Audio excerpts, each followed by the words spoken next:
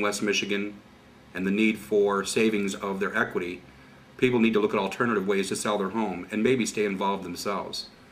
I've been selling real estate for almost 17 years.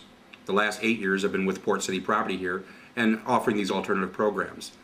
Every year I do millions of dollars in sales, and yet I save people thousands of dollars in commission.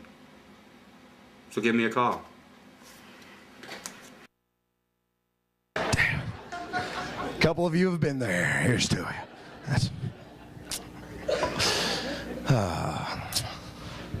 Drinking's great. I love drinking. Gotta be careful when you drink. My friends and I were talking about one night stands we had in the past. A buddy of mine turned to me and was like, "Hey Tony, remember that night you brought home that big nasty girl?" Yeah, without thought I responded, "Which one?" At that point it hit me. I've screwed more pigs than Oscar Mayer. That's not a good thing. It's not a good thing. Yeah, I just like watching women get drunk. There's going to be a band here. Girls are going to be out on the dance floor, getting their groove on.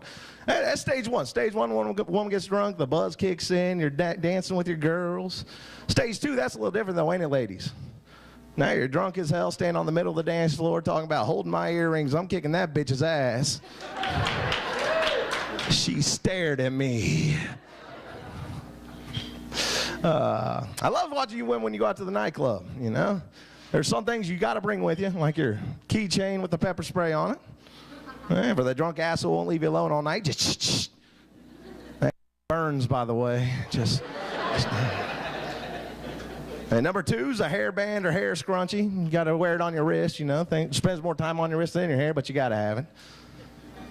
My favorite thing of all, seeing you ladies at a dance club. Maybe you can explain this to me. What is it about alcohol on a dance floor that turns you into temporary lesbians? God, I love that shit. Yes, grinding on each other like two cats in heat, man. Dude. Men and women do different things differently at a bar too, or a dance club. Like throwing up, puking. Men, we don't do we? We'll throw up on ourselves at the bar, trying to get that 6 shot of Jaeger down. Just, woo! Bonus. Ain't nothing wrong with being a thrifty drinker, damn it. It's expensive. You ladies, you do it differently. Like 10 minutes ahead of time, the warning sign clicks off. You actually leave the bar, go out to the parking lot. Usually with your boyfriend or husband, sitting there between cars, getting ready to hurl. And right before you do, what do you say? "Will you hold my hair?" Use that damn hair scrunchie on your wrist. After us men throw up, we're ready to party. We're ready to drink some more. After you ladies throw up, what do? Sit on the curb crying for like 10 minutes. "I miss my grandma." No, bitch, you miss a Tic Tac. I love tattooed women. You got tattoos? What do you got? How many? 7. Oh my God, that's what I'm talking about. That's my kind of one. I love multiple tattooed women. What you got? What's your favorite one? You just got 7 tattoos. That's cool, man. I dated a girl, she had 6, but she had a theme with hers. She had a hummingbird on her shoulder blade, a dolphin on her left breast, a butterfly on her lower back, a panther on her thigh, dolphin on one ankle, seahorse on the other. Making love to her was like watching a half hour of The Animal Planet, pretty much. First time we had sex, I didn't know what to do. I threw a net over. Felt like the crocodile hunter, actually. Yes. But the one on the dolphin on the left breast, that confused me, because the first couple times we had sex, about halfway through it, I'd look down, I'd start feeling guilty because I think she'd be giving Flipper a snack for doing tricks on her chest. That's Flipper. Well, I got used to it, but that's the reason I couldn't stay with this woman. Because I'm thinking, yeah, it's cute now, but 20 years down the road, that dolphin ain't going to be so cute anymore. Man, things start sagging, that tattoo will start stretching. Next thing, a walrus on her chest. I guess that would have made me the Eggman. Cuckoo, ka-choo. I shouldn't make fun of women, though, because women taught me some of the best lessons in my life, like the value of a coupon. Yes, women know that. Men, we don't. Then a woman broke it down for me one night. She's like, "See this $1 off coupon? That's like having an extra $1 in your pocket." So that's pretty interesting, but I had to put that logic to the test. So a couple nights later, I'm sitting at the bar, with a pocket full of coupons. Yeah, none says shake your ass this way like $1 off of Preparation H, baby. Just Summer's Eve, 2 for 1. Get back to work twice as fast. Thank you for getting that, sir. Women are great. I know this about women. They love their sex toys. Yes. Every woman I know has at least one vibrator with a household appliance for backup. I know your secrets, ladies. There's the shower heads, the massager, washer and dryer. If you live in a trailer park, you always got the plunger. I love driving, and I noticed something today. Maybe you guys can help me with the answer to this. Why is it every time I see a car that makes a statement through bumper stickers, it's always a piece of I saw an '84 Ford Escort that had a bumper sticker, "I recycle, therefore I saved a tree today." Hey, you fall on your car. Insurance, that's what it's for. I love driving, I love the traveling. I love meeting interesting people. You meet a lot of stupid people, I'll tell you that much. Yes, that's for sure. I was in Lafayette, Indiana last week, and I went to the local Office Max there to buy a new stapler. So I'm standing there in the middle of the stapler aisle. An associate comes up, offers his help. I'm like, no, I'm just looking for a new stapler. I swear to God, this is his response to I was looking for a new stapler. What will you be using it for? I don't know, maybe hang a shower curtain, lay some carpet, go crazy and connect 2 pieces of paper together.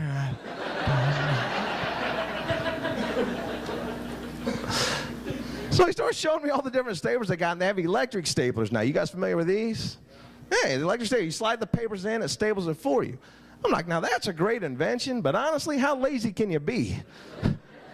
When did this become too strenuous to do at work?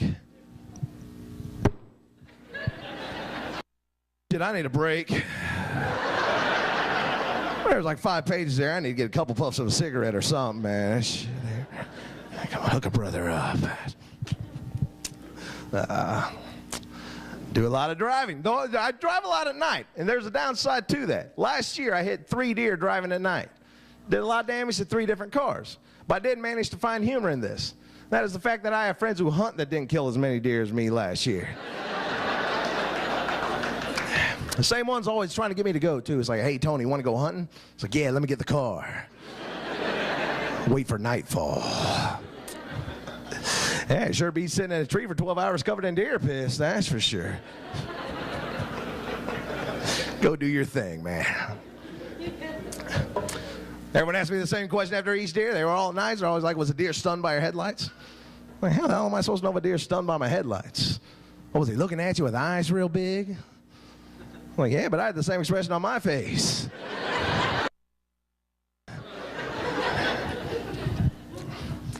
You think after hitting 3 deer, every time I see a deer crossing sign, I slow down and be cautious. But no, I can't, because those things are deceiving. Look at one if you pass one tonight. It doesn't look like a deer's going to run out and damage your car. It looks like it's going to jump over it and play. Hey, you see that about 3 in the morning, drunk off your ass, you're driving home thinking, dude, check it out, Rudolph's around here somewhere. You put that out, dude, there's a UFO behind us. I'm going to outrun him.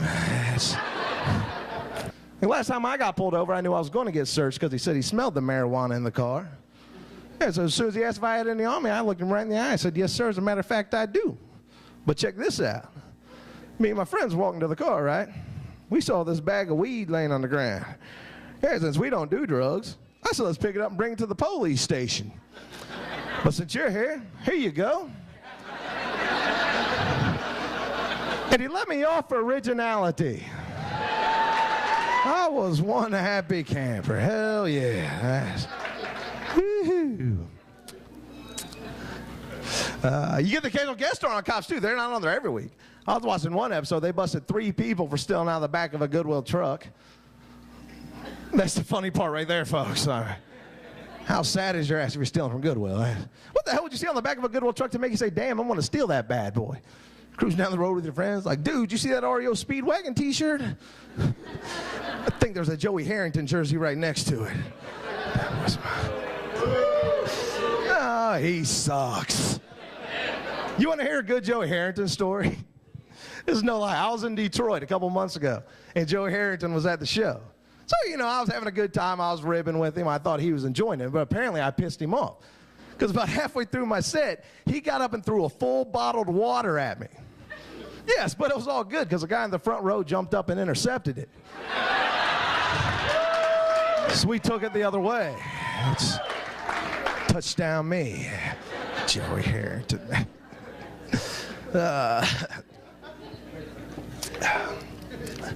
I'm pumped. 2 weeks after Christmas, I'll be in Vegas. I love going to Vegas.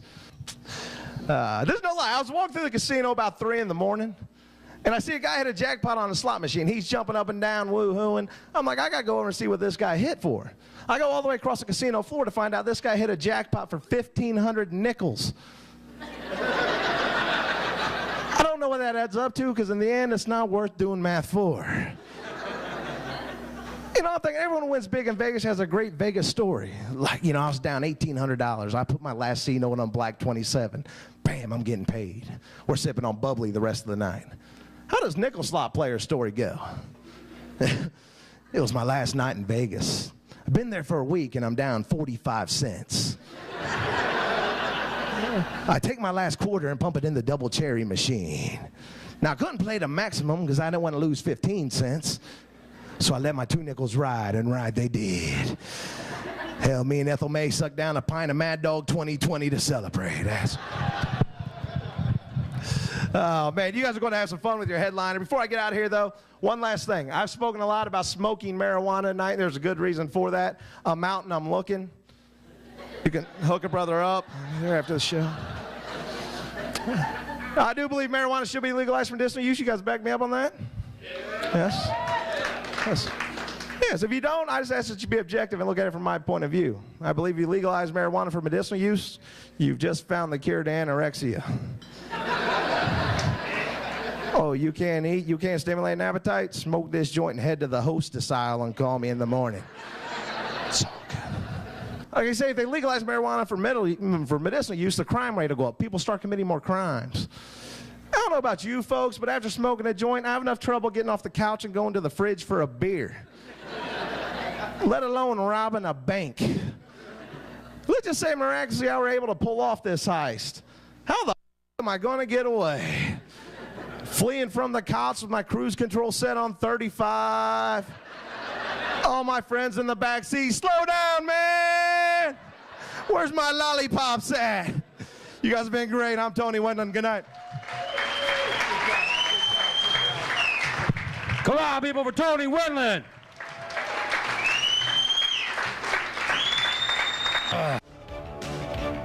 Thank you for joining us for Rossi's Showcase. It's every week on WMKG at 7:30 every Monday, or catch the comedians live at Rossi's every Wednesday, Friday, and Saturday, starting at 8:30 p.m. It's all at Rossi's, comedy at its best.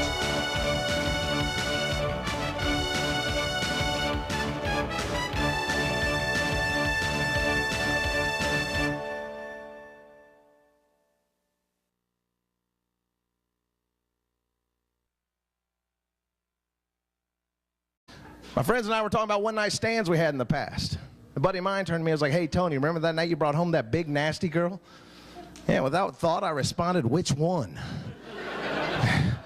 At that point, it hit me. I've screwed more pigs than Oscar Mayer. That's not a good thing. It's not a good thing. Yeah, like I save people thousands of dollars in commission. So give me a call. A couple of you have been there. Here's to you.